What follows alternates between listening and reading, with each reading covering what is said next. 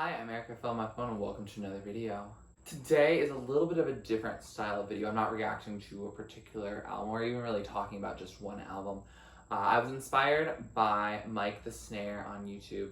Check him out if you want to. I got into him this summer just out of curiosity because I found that he does a lot of really short reviews. More of his stuff is more like one-liners and jokes about the album or just a general advising about the album.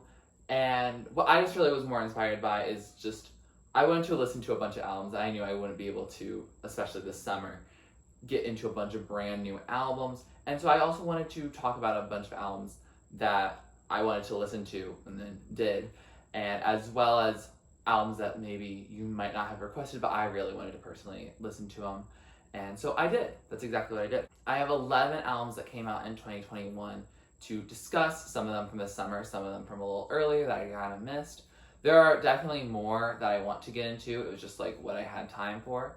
So I wanted to give my thoughts on these, and if you guys like this style, I will definitely continue it because it definitely is a great way for me to get my thoughts out on a lot of different things without it feeling too much of editing, especially for every single reaction I could possibly do. I will leave timestamps down the description below in case you're not interested in every one of these projects. A lot of these projects are going to be in the pop or just popular sphere, but there are some that might veer a certain way that you might not be as interested in, and that's understandable. But anyway, let's get into it. We're gonna go in chronological order, and the first album I would like to talk about is Poster Girl by Zara Larsson. This is a very pretty album. It's fun, it's pop, it's trying to be pop, and it works at being pop. I would say it's very H&M ready. It's definitely gives that sound of you can play it on in the background if you just want a little pep in your step. All the songs are upbeat. I'm not gonna say that all the songs are super memorable. There's the song Ruin My Life, which I personally really love. It came out years ago though, and I had that moment of just loving that song. But I think that a lot of the newer songs that are on this project are a little bit generic to an extent. They're definitely very 2010s pop. They don't feel like we're pushing the genre forward, and that doesn't have to happen, but it's definitely in that way, especially thinking about all the really cool releases and changes that were happening in 2020 pop and 2021 pop.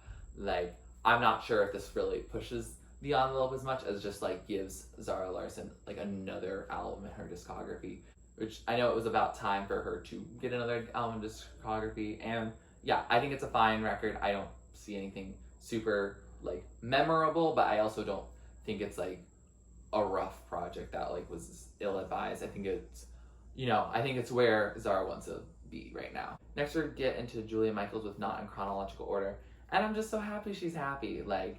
I really liked listening to Julia Michaels. I really loved the Inner Monologue series, especially part 1.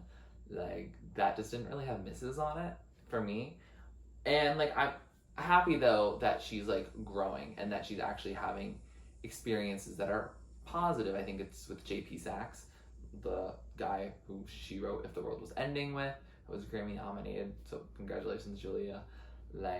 She's such a talented songwriter, and I think it's really cool to see her take this step. I really like Undertone, a lot. That's probably my favorite. I also just like her new dancing kind of style, because I think a lot of her songs just really had that little heartfelt singer-songwriter edge. And so it's nice to hear a production that's a little bit, outside of her comfort zone. And I think it's a really cool debut album. I don't really know if it showcases who Julia Michaels is. I mean, excellent songwriting, but the direction is definitely distinct from what we've gotten in the Inner Monologue project, other singles, her Nervous System project. So I think it's an interesting step for her. I'm just really happy that she's happy, and I can dance to a Julia Michaels album, which is cool for me. Next we're going into Girl in Red with If I Can Make It Go Quiet. This is a little bit more of an indie release, an indie pop release, I would say. Girl in Red has definitely been gaining a lot of popularity from TikTok and just I think just more recognition. I think a lot more people know who Girl in Red is. And like, I enjoyed this record. I hadn't listened to a whole Girl in Red project before. I don't know if she had, is this her debut album? I'm not actually sure. But like, I really enjoyed this project. It was a nice little like indie fun moment. There's some really fun like times on it, like You Stupid. Like, that's a really fun song. I really like Serotonin. Like, I just like a lot of the songs on here. I think it has that amount of edginess. Like, I get it, that can be like similar tropes to like other things that other artists have said. So I understand that it might not be the most original, but I like how it's packaged. And like, I'm not gonna like dislike the record because it might not be the most original, but like, I think overall that I really enjoy this project for what it is. Like, I really enjoyed like experiencing a Girl in Red project. I'm very excited to return to this record and listen to it some more and like really just vibe with those feelings. Next we get into Bebe Rexha with Better Mistakes. This is her second album. I believe I mentioned that Bebe Rexha was an artist I was very excited to hear what her second album was. If I didn't mention it in my video of hopes for albums in 2021, it was one I was definitely excited about because Expectations was a project I really vibed to. I think it came at the right time for me. Like, I think I was experiencing a lot of those emotions, and I liked how versatile the project was, and like, it went into her mental health and went into everything. But Better Mistakes, I like it. It's not like, definitely not gonna hold the same place in my heart that Expectations does. And I think that is because I think it's just so much more general. Honestly, I don't remember a lot of the songs on it. Like, there are certain tracks that I remember how they sound, like Amore, I think it was Trust Fall.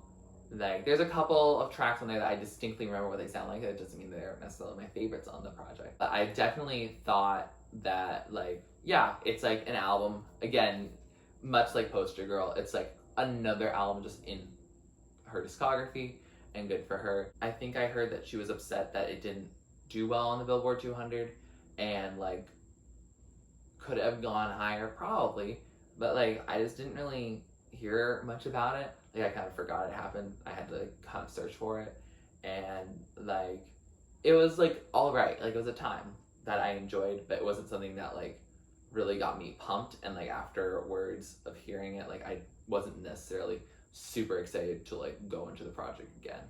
Next we get into Nicki Minaj with Beat Me Up Scotty. I'm aware that this is a reissue, that it's not really like a new project, but there are new songs on it. And I actually never really experienced Beat Me Up Scotty ever. I never really listened to anything that happened before Pink Friday. And so this was a very exciting thing. Like, I got some other tracks that were on Beat Me Up Scotty originally.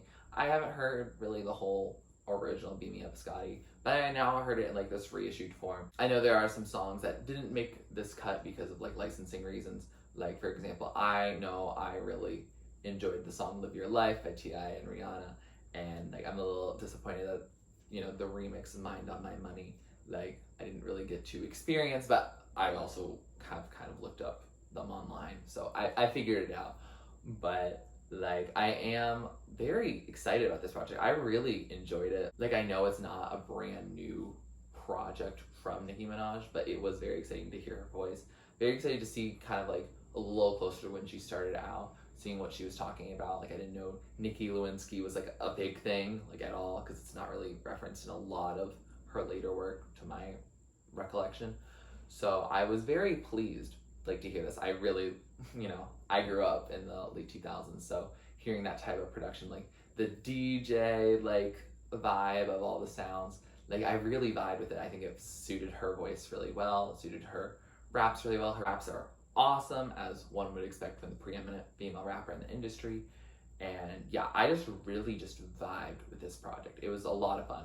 I had a good time, and I hope you had a good time if you're a barb, like, just listening to this. I really also liked seeing Green and Fractions, like the two are new tracks.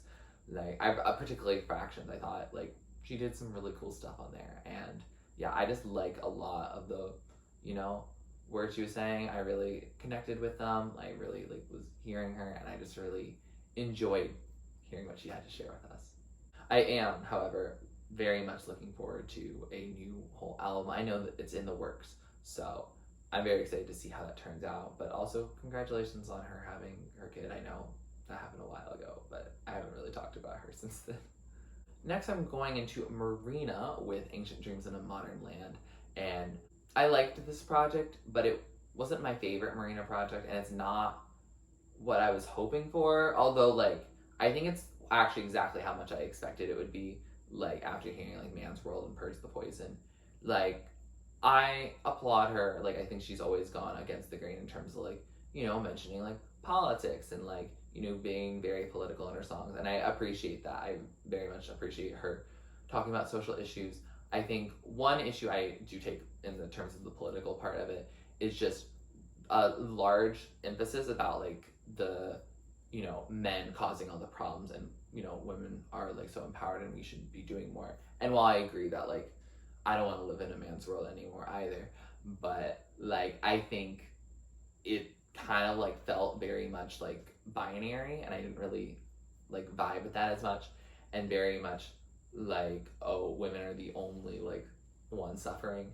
And I think there are certain lines in her songs that, like, kind of go against that, but it was something that was, like, very much like, it just rubbed me the wrong way, and, like, it was a vibe I just kind of generally got. Also, I think she kind of, like, interpolates We Didn't Start the Fire, which that song upsets me, not for any reference, it was just overplayed on, like, a school trip, and so, like, I just kind of have not PTSD from it, because that would be, like, a little much to talk about, but, like, just, like, it takes me back to, like, a stressful and annoyed time. So that's not on Marina's fault, obviously, but that Purge the Poison in particular, like, I didn't really, like, vibe with it because of that. I also don't like Flowers on the project. I think both, like, Love and Fear and then this project, Ancient Dreams in a Modern Land, I think they both have, like, a song that, like, just gets me, like, so annoyed. Like, No More Suckers, I didn't like of the Don't Reply to Your Text couldn't make it any clearer, because I was personally dealing with someone who's just constantly, like, leaving me on red and ghosting me. And now, like, the If Only You'd Bought Me Flowers, then maybe I would have stayed. Like, that just feels, like, petty to me, and, like, that's not relevant to my current life now. But, like, there are just certain lines I'm like, like, I don't vibe with this song now because of that line. Because, like, if you're gonna repeat that line so many times, I'm like, like, it just doesn't vibe with me. And that's okay. Like, it's an alright record. I think it's solid in her discography in terms of, like, you know, going into her alt pop, left to center pop. But at the same time, it does have those, like, duds that, like, hit me in the wrong way. And I think also just, I generally miss her projects, like, when she was still under the guise of Maria and the Diamonds. And it's not like, oh, it's a name, but I think it's just, like, I just like the style she was really interested in during her, like, Family Jewels era, Electra Heart era, even her Fruit era. Like, I liked those three, and I feel like Love and Fear was, like, a step down for me. I think Ancient Dreams in a Modern Land is, like, going up, but it's still not at the level that the first three projects were, for me at least, and obviously it's my opinion. Next, we get into Trophies by Greyson Chance. I am very excited that I rediscovered Greyson Chance. I remember waiting outside the lines, like, long time ago on Radio Disney, good time, and, like, I'm very happy that I kind of rediscovered him when he came out with, like, Portraits. Like, the project was, like, kind of hit and miss for me. I didn't like all the storytelling elements, but I get it. If you want to tell portraits, share your portraits. I very much like this project a lot more than I think I liked Portraits. There was like a couple songs that I, like, really vibe with, but, like, the rest of it was, like, kind of, like, felt like filler to me, like, in just my listening.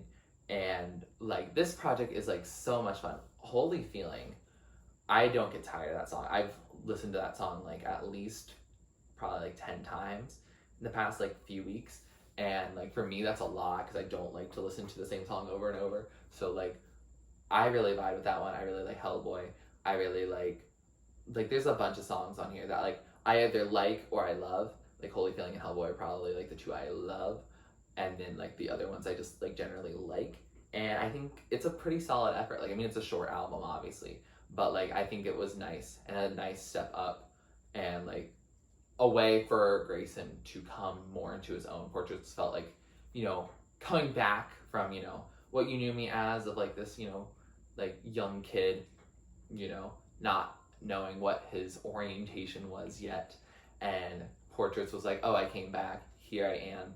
And then Trophies is like, okay, this is what I kind of, like, want to experiment with in my sound. And I think it's a really good step for him, and I'm very excited to see where he goes now. Next we have Doja Cat with Planet Her. What an album. The album art, so beautiful. I love it. I just love the album art.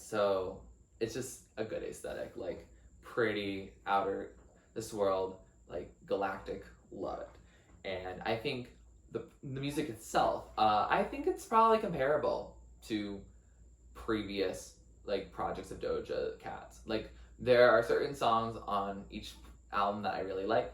There are certain songs I just don't care about. There's never really a song that like I absolutely hate. Like there's songs I'm gonna listen to like once and never listen to again, but like that's gonna be on nearly every album that I ever listen to. And like I know a lot of people are saying like this is like a flop for Doja, and I wouldn't say that. I think like Kiss Me More, a bop. Like I also really like Payday. I really like a decent amount of songs on it. I haven't really listened to a lot of it again, but it's not for like lack of wanting to. It's just like, oh, like I haven't figured out which songs I really like, you know, especially rap heavy albums are just, you know, there's a lot to go into, and so you never know which part you want to get into.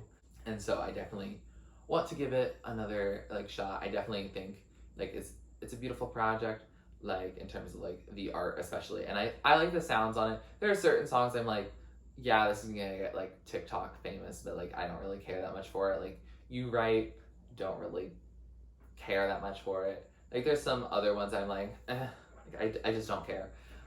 And like that's fine. Like not every song is gonna be for me. And I think also I guess Doja Cat definitely, especially in terms of like labels and stuff like that, Doja had to perform Say so many times because it was, you know, her most popular song, but also like her label just like made her, you know, keep doing that where she might not want to do that. And so like I think there was also like label reasons why certain songs are the way they are, because it's like kind of like what she's been successful with in the past and not necessarily actually what she might want to make. Like she did like some cool like rock version of Say So, and I would love her to experience that, but she didn't on this project, and that's totally okay. But like I would love to see her mix genres, because I think she does work well with genres bending, and like I'm very excited to see how that turns out. One more thing, I'm not really the biggest fan of Dr. Luke having a lot on here. Like I know he was involved in Say So, and while I like that song, like it's unfortunate just because like of the Kesha stuff. Like I'm not over that. Like I don't want to give him a second chance. Like it's unfortunate that like his name basically is like he could have gotten like a Grammy for Say So, and while like Say So probably could have easily gotten like a record of the year, like, you know, it's frustrating that like we can't just, you know, get some of these smaller, you know, producers up to the main stage. And so like, you know, people who haven't hurt other people, like I would like that a lot.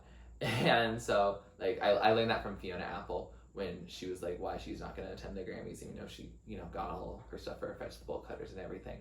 So like I think that was very like, you know, telling and revealing to me that like I'm not happy about it. I know that her label is just the one that Dr. Luke works under, and so a lot of the times you're just gonna have a lot of songs in it, but I don't know how much is like her choice in that, and I don't want to hold that against Doja if, you know, she doesn't have that control. But if she does have that control, it is disappointing. Next we're going to the Tones and I Welcome to the Madhouse album. This is the debut album from Tones and I, and like I vibed with it alright. It was an alright album. Like I didn't like hate the album. I didn't like particularly love the album. Like I think I liked most of the songs. Like the lyrics, there's not a ton of nuance to them in my personal experience. Like it just feels, you know, it's there. Like it's an album. But like I think her vocals, I've heard a lot of people just like absolutely hate them, and I could understand why people might find those vocals like very screechy and like just annoying. I think it's distinct, and I don't really care about like others really saying it's like rough or just bad. Like I'm cool with like whatever vocals, like unless I personally just don't vibe with them. And like for this like project and like for Tones and I as an artist, like I don't like love the vocals, like it's not like something that like draws me to her necessarily, but it's not something that pushes me away either. And so I listened to the album, it was alright. I don't know why Dance Monkey wasn't like in the middle of it.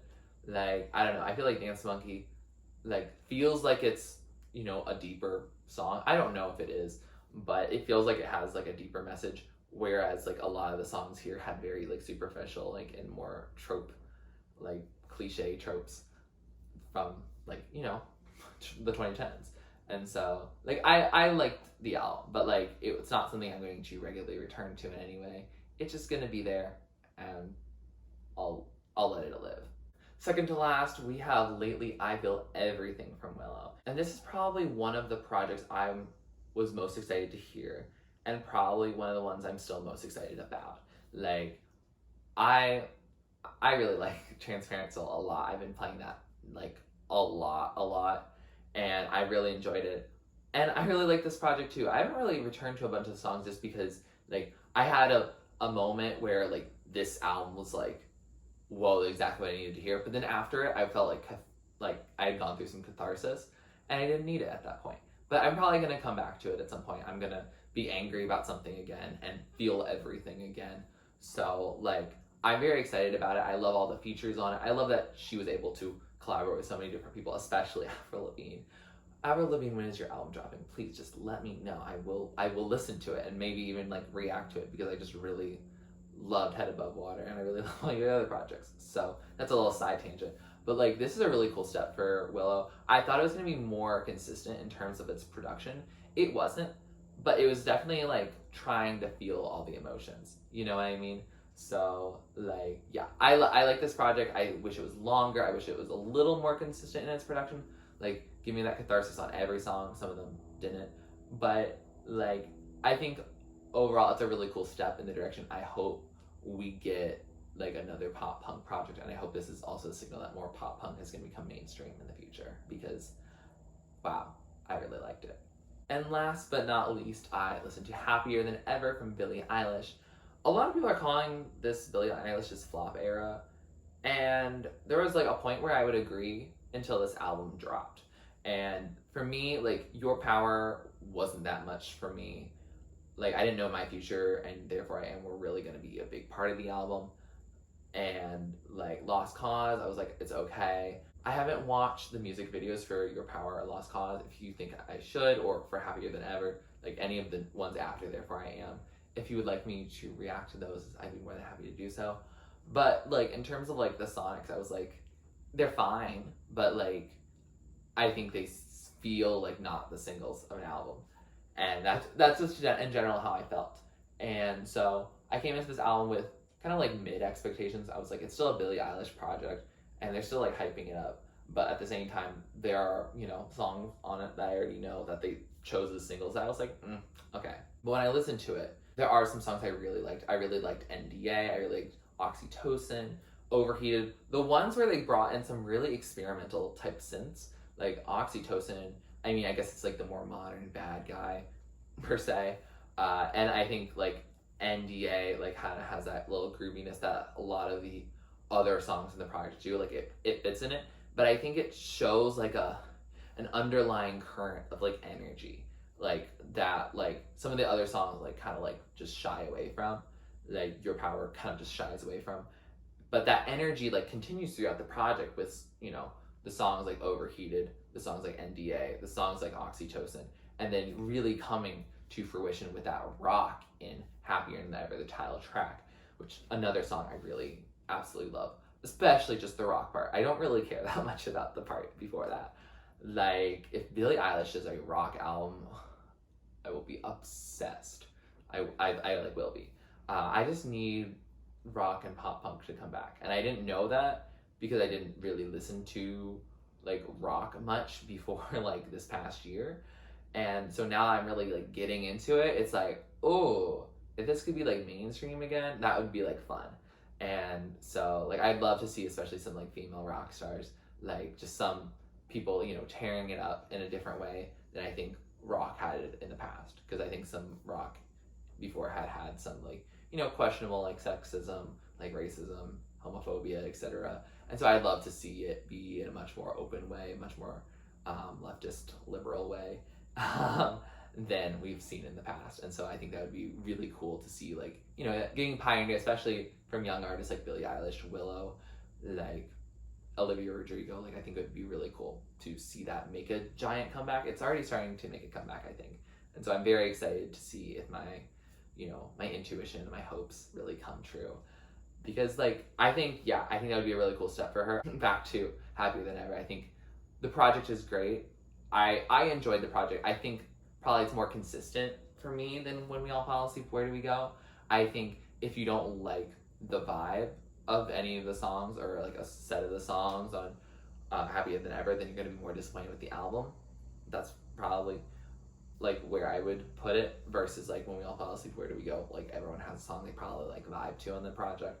And so, like, I think Happier Than Ever, it's a cool step. I think she was trying to make more of an album, whereas When We All Fall Asleep, Where Do We Go? I feel like it's all over the place. In a good way. I think it's good for a debut to do that. But I think it definitely feels like she's kind of like figuring out what she wants to say and how she wants to sound. And I don't think it's going to be how she sounds for the rest of her time, like, in the music industry, but I think it was a cool thing to, like, witness and experience. With all of that, we have finished talking about all these albums. I hope you had fun. I know I did.